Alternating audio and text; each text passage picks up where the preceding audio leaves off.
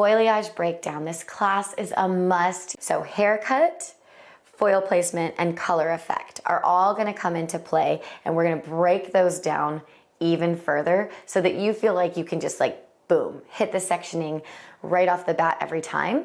I typically would love to be able to cut the client first before each color, which is not always the case.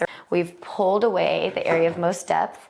And then also when considering the haircut, back up just 2 seconds, is looking at the ends of the hair where you want that pop of brightness, holding it in your hand, lifting it away, boom. This is the hair that needs to be the most bright because it's showing through.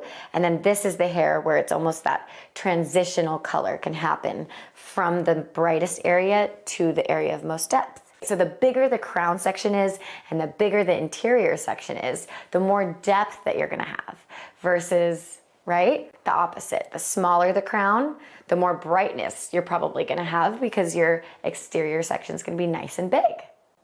And all of that just simply wraps in together to give you the perfect sectioning pattern for your foliage. Now, this is gonna seem like an oversimplification of something. Every single foil that you lay down, you have this thought run through your head. It's going to help you execute with a lot of intention the look that you wanna have. We're gonna talk about the 3 different parts of the hair, being the roots, the mid-lengths, and the ends. So I'm gonna say over and over and over again, roots, mid-lengths, ends. Roots, mid-lengths, ends. And we're gonna break down those areas of the hair all the way down. Right? That's what I would consider the root area, is like the first 3 inches maybe. I know some people have like 6-inch regrowth, but we're talking about the effect and the impact that we want our placement, our color placement, and our foliage to have on those 3 inches or above the parietal ridge on the head. That is going to be your key to getting somebody really blonde quickly or taking 1,000,000 hours with 552 foils. So the root area is where you have the most advantage when it comes to, yes, I want to save time and save maybe my client some money by doing less in that root area and getting through this process quicker. So the root area really affects a skin tone and an overall just, am I considered a blonde? Am I considered a brunette? And I'll get into that a little bit more later, but the crown area is your area of most depth, right?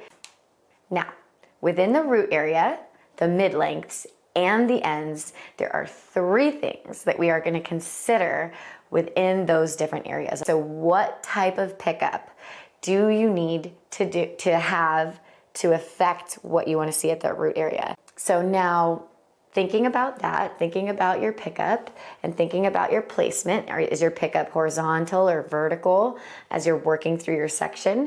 And how is that pickup going to affect the first 3 inches of your, so now we're thinking about our pickup, then we're thinking about how far apart we're spacing them. And then the final thing is the effect you want it to have.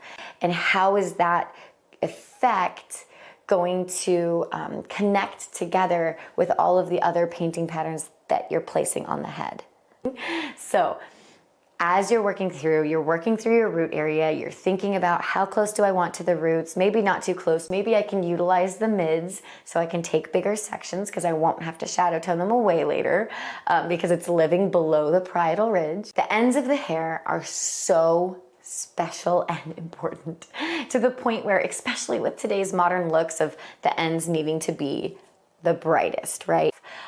So there's a few things that we need to be cautious with when we're like thinking about the ends because it is, you know, older hair, but they still feel like they have so much blonde because the last, I don't know, 6 to 3 inches of their hair is blonde. Like their color is so customized to their haircut because you're intentional all along the way with every foil you put in the hair. And like I said, it seems simple, but trust me, when you're behind the chair, simple is exactly what you need to just be able to execute each one with intention and purpose every. I can't wait to see how this impacts you on the day-to-day behind the chair and with your clients.